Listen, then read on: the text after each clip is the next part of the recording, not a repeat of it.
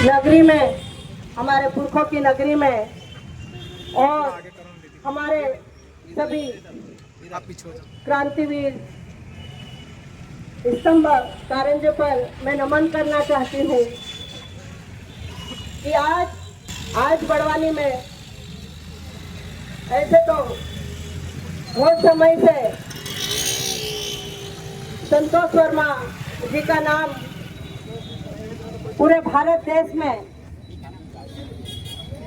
फैल गया है। वो कैसे और क्यों, ये सब आप लोग जानते हो। आज उसी को लेके बड़वानी में हम एक ज्ञापन दिया जा रहा है समर्थन में।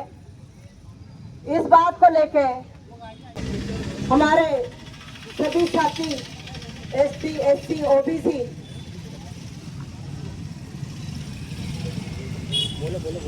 सभी आज समाज के साथी आज हम एकत्रित होकर आईएएस संतोष वर्मा जी के समर्थन में आज आए। हम इसलिए आए हैं क्योंकि एक छोटी सी बात को पूरे विश्व में, पूरे भारत में ऐसी फैला दी है जिससे हमारे एसटी, एससी, ओबीसी भाइयों को पीड़ा हुई है।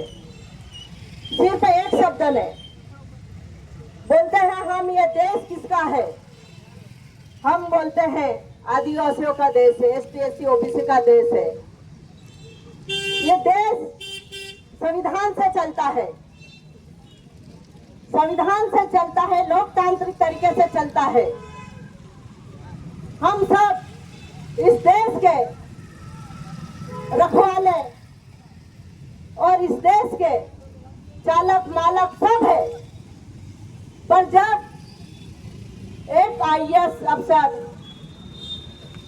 से एक छोटी सी बात निकल गई है कि अगर उच्च वर्ग, अगर उनकी बेटी मेरे बेटे के लिए ये दे दे, संबंध बना ले, तो इस छोटे से शब्द को इतना हाईलाइट कर दिया, पूरे देश में ऐसी मानसिकता फैला दी षड्यंत्र के साथ में, और शासन प्रशासन के लोग उनके विरोध में हो गए, उनको उनकी सर्विस से हटाने की मांग कर रहे हैं। तो हम निंदा करना चाहते हैं कि इस देश में हम समानता की बात करते हैं, तो समानता कहाँ है? ये दोहरी मानसिकता आप लोगों ने जो पाल रखी है एसटी, एससी, ओबीसी के लिए, इसको हटाना चाहिए। अब जब हम समानता की बात करते हैं तो समानता कहाँ है? हम मानवता की बात करते हैं तो मानवता कहाँ है? मानवता तो खत्म हो चुकी है, अब सिर्फ जातिवाद फैल गया है। हमने आदिवासी, एसटी, एससी, ओबीसी ने कभी जातिवाद नहीं किया है, लेकिन अब संतोष वर्मा जी के खिलाफ में जब इस प्रकार से हुआ तो हमको भी जागने की जरूरत है साथियों। हमने आज तक कभी जातिवाद की बात नहीं कही है। हम इस देश के मालिक है, हमने न तो जाति और न धर्म के खिलाफ है, हम सबका सम्मान करते हैं। आज हमारे गांव में जाके देखो, हमारे गांव में ब्राह्मणों को पैर छूते हैं, पूजा करवाते हैं, और आज वही लोग हमें गालियां दे रहे हैं।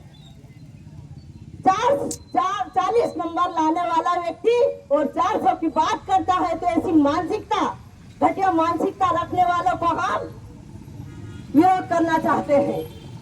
ये हम आपकी सोच बदलो, क्योंकि आदिवासी, एसटी, एससी, ओबीसी, जो गरीब वर्ग के लोग जो आज जंगलों में मजदूरी कर रहे हैं, 2 वक्त की रोटी नहीं मिल रही है, मजदूरी कर रहे हैं, तो अभी जाके तो कुछ लोग अभी जरूर सर्विस में लगे, कुछ पढ़े लिखे लोग, नौजवान हमारे अभी अभी सर्विस में लगे हैं, और आपको दिखने लगे हैं। आज उनका आप विरोध कर रहे हो। गुलाबी प्रमाण पत्र, ये गुलाबी प्रमाण पत्र नहीं है, ये हमारे क्रांतियों के और हमारे पूर्वजों के देन है, हमारे संवैधानिक अधिकार है जो बाबा साहेब ने दिए हैं। और बाबा साहब ने तो सभी को अधिकार दिया, सभी वर्गों के लिए अलग अलग वर्ग बनाए हैं, सभी वर्गों के लिए अलग अलग अधिकार दिए हैं। फिर इसमें जाति भेद भावना क्यों पैदा हो गई है? ये आपकी मानसिकता को बदलना चाहिए। हम इस देश में रहते हैं, समानता की बात करते हैं, तो समानता की बात तो नहीं, लेकिन अब जातिवाद ज्यादा हो गया हमारे समाज के साथ में। जब एक IAS के साथ इस प्रकार से घटना हो सकती है, तो हमारे छोटे कर्मचारियों के साथ क्या भेदभावना होती होगी, ये आपको समझना चाहिए। और मैं कहना चाहती हूँ कि हम इस देश में रहते हैं, तो हमको एक समानता के साथ में जीने का अधिकार है, रहने का अधिकार है। जब संविधान को जलाया जाता तब कोई एक शब्द नहीं बोला जाता। अनिल मिश्रा जी द्वारा, वकील साहब है वो जो न्यायालय की बात करते, उन्होंने संविधान को जलाया, बाबा साहब की मूर्तियों को जलाया। उस समय संविधान की रक्षा के लिए कोई आगे नहीं आया, शासन प्रशासन और ये गहरी मानसिकता वाले लोग चुप बैठे हैं। क्यों हमारा अधिकार आप छीन रहे हो? आज हमारे ST भाइयों के जगह पे रह के देखो, आप जंगलों में जाके देखो, एक टाइम की रोटी खाओ। आज मिर्ची रोटी खा के IAS बने हैं हमारे लोग, आज आपको ज्यादा दिखने लगा है। ये मानसिकता आपको बदलना पड़ेगी और आदिवासी ST OBC के सभी के साथ में आपको समानता का व्यवहार बनाना पड़ेगा इस देश में, तब आप आगे बढ़ोगे। आज जितने भी राजनीतिक दल है, जितने भी अधिकारी है, उनको भी समझना चाहिए देश संविधान से चलता है, देश संविधान से चलता है, जातिवाद से नहीं चलता है। साथियों, आपको इसको सोचना पड़ेगा, समझना पड़ेगा। आज ये देश संविधान से आज हम बोलने लगे हैं, लड़ने लगे हैं, ये हमारी ताकत है।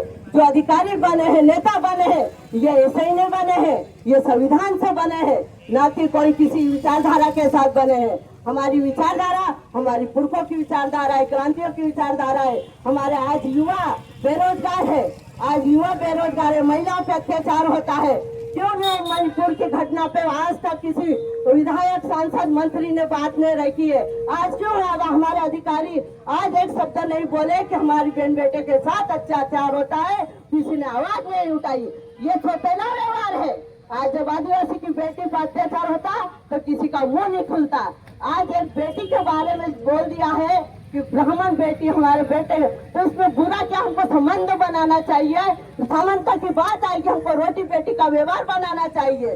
क्योंकि कई क्षेत्रों में आप जाके देखोगे, आज लड़की लड़का हर वर्ग हर समाज में अपनी मनपसंद शादी करते हैं, तो करते हैं, रिश्ते निभाते हो कि नहीं? निभाते हैं। लेकिन इसका मतलब ये नहीं है कि आप उसको तोड़ मोड़ के गलत शब्द बना के और गलत प्रयोग करके तुम शासन प्रशासन में विरोध करो। ये हम नहीं चाहते हैं। हम समानता की बात करते, बेटी व्यवहार की बात करते हैं। तो जब तक आप बेटी व्यवहार की बात कर रहे हो तो हमको करना चाहिए, और समानता की बात तभी होगी इस देश में। और इस देश का ST OBC संतोष वर्मा के समर्थन में है। और आज हम कह रहे हैं ये दोहरी नीति बनाना बंद करो। आपकी जो मानसिकता है उसको बदलने की जरूरत है। और इस देश में एक मानवतावादी और समानतावादी हमारे दिलों में लाना पड़ेगी, तब इस देश में हम एक समान हम रह सकते हैं। और सभी साथी जो भी आए हैं और भी सभी साथी हैं, क्योंकि ये लड़ाई आज की नहीं है। ये चिंगारी, हमें लगता है कि ये चिंगारी ने हमको सबको जगा दिया है, तो हमको जगना चाहिए। आज छोटे छोटे कर्मचारी भी कई क्षेत्रों में, अभी आप देखो कई ऑफिसों में जाति भेदभावना हो रही है। तो मैं कहती हूँ ऐसी जाति भेदभावना हमारे दिमाग से निकाल देना चाहिए। हमको सब एक समानता के साथ रहना चाहिए। और जितने भी साथी आज आए हैं, तो हम एक संविधान पद पे हैं और संविधान के रूप में हमारी बात रख रहे हैं। और बात रखने के बाद में हमारा अगला कदम जो रहेगा संतोष वर्मा जी के समर्थन में, जो 18 जनवरी को महाआंदोलन भोपाल में किया जा रहा, आप सभी ज्यादा से ज्यादा संख्या में आए और न्याय की लड़ाई लड़े और समानता की बात करें, मानवता की बात करें, अधिकार की बात करें।